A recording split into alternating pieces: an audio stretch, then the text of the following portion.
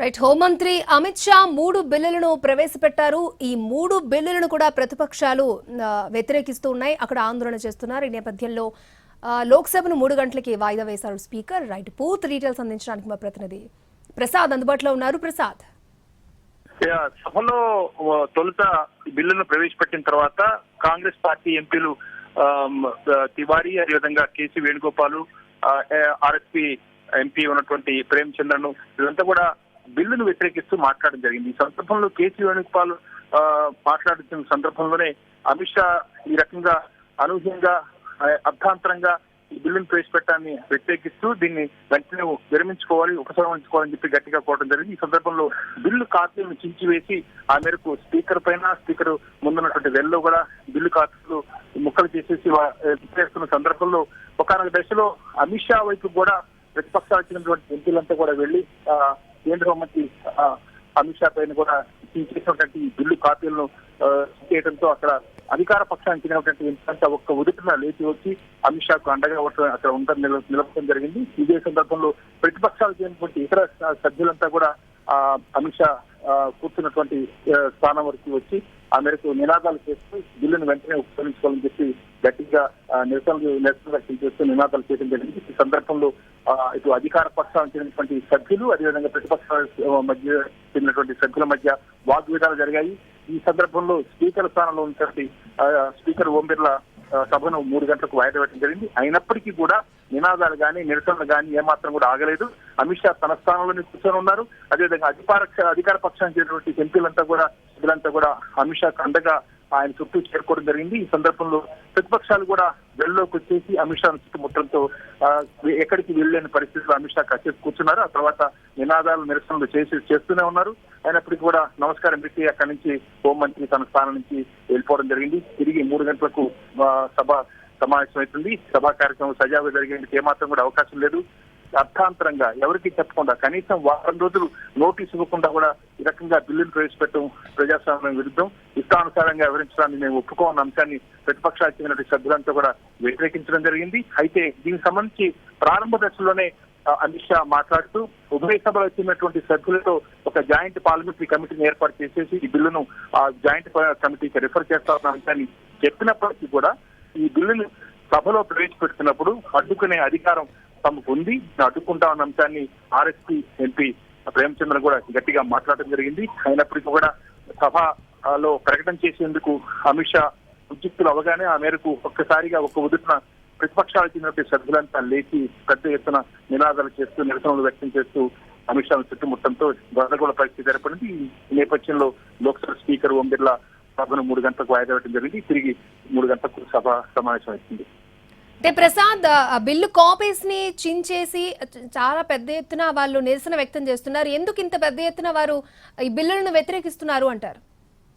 ఈ ప్రతిపక్షాలకు చెందినటువంటి నాయకులను ఉద్దేశించి వారిని ఇబ్బంది పెట్టేందుకు ప్రజాస్వామ్యంలో వారి హక్కులను కాలవేసే విధంగా ప్రభుత్వం ఒక కుయుక్తితో పనిచేస్తున్న అంశాన్ని స్పష్టంగా సభాముఖంగానే ఈ సందర్భంగా మాట్లాడటం జరిగింది.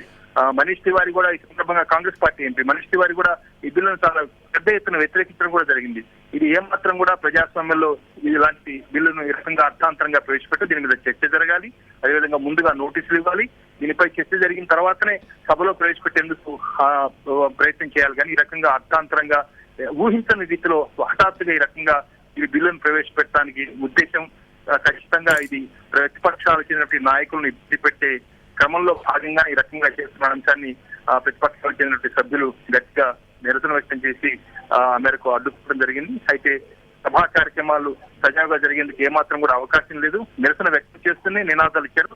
ముఖ్యంగా తృణమూల కాంగ్రెస్ పార్టీ చెందినటువంటి సభ్యులంతా కూడా ముందుగా వారంతా కూడా సభ స్పీకర్ వెల్లోకి వచ్చేసి ఆ మేరకు తమ నిరసనలు వ్యక్తం చేయడం ప్రారంభించారు. ఆ తర్వాత కాంగ్రెస్ పార్టీ నేతలు, ఇతర సమాజ్వాదీ పార్టీ నేతలు, సభ్యులు అంతా కూడా వెల్లోకి వచ్చి బిల్లు కాపీని చించివేసి ఇటు అమిత్ షా మీద విసిరేశారు. అదేవిధంగా ఇటు స్పీకర్ పోడియం వైపు కూడా విసిరేయడం జరిగింది.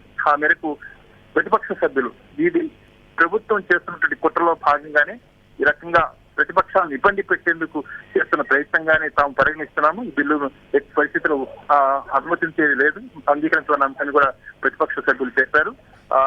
ఒక్కసారిగా హోంమంత్రిని ఇటు ప్రతిపక్షాలు ముట్టడించడంతో అధికార పక్ష సభ్యులు కూడా ఆయన అండగా రావటం పెద్ద గందరగోళ పరిస్థితి ఏర్పడింది. దాదాపు 5 నుంచి 10 నిమిషాల వరకు తన స్థానం నుంచి మాత్రం కూడా కదలలేని పరిస్థితి అయిపోయింది. అయినప్పటికీ కూడా తాను అందరికీ నమస్కారం పెట్టి అక్కడి నుంచి తన స్థానం నుంచి నిష్క్రమించారు.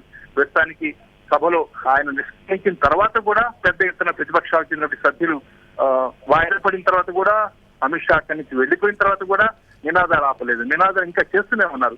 ఖచ్చితంగా ఈ బిల్లును అడ్డుకుంటాము, విరమించుకోవాలనే అంశాన్ని ప్రతిపక్ష సభ్యులు ఒక్క ఉద్దేశంలో అందరూ కూడా సమిష్టిగా నినాదాలు చేస్తున్నారు.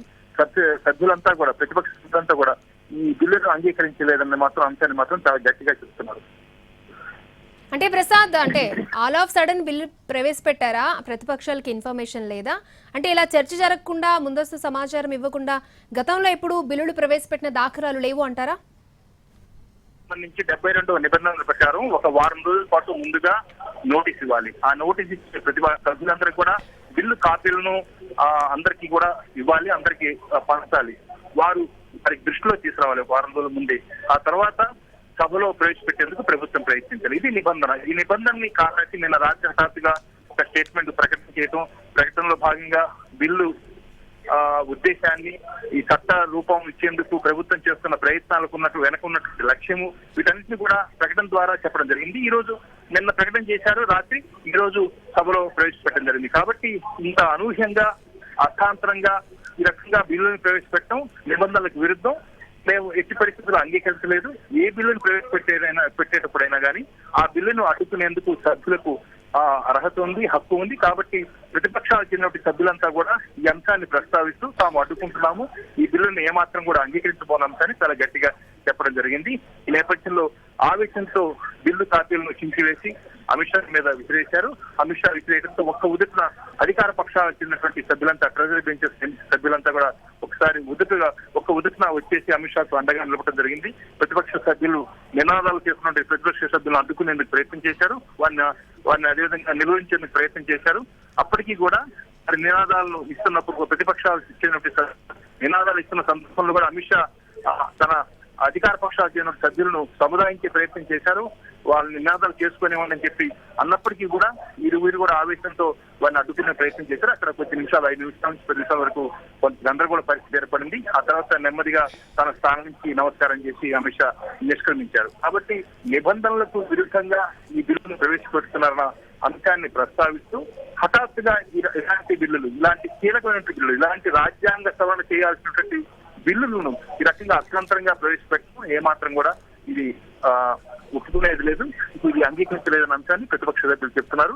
అధికార పక్షాలు చెందినటువంటి సభ్యులు కూడా దీని యొక్క ముఖ్య ఉద్దేశం, లక్ష్యాలు ప్రజాస్వామ్యాన్ని పరిరక్షించేందుకు, రాజ్యాంగ విలువలను, అదేవిధంగా ప్రజాప్రతినిధులు, ఎన్నికైన ప్రజాప్రతినిధుల పట్ల ఉన్న ప్రజల్లో ఉన్నటువంటి నమ్మకాన్ని మరింత దృఢపరిచేందుకు తాము ఇలాంటి బిల్లును తీసుకొచ్చే ప్రయత్నం చేస్తున్నాము.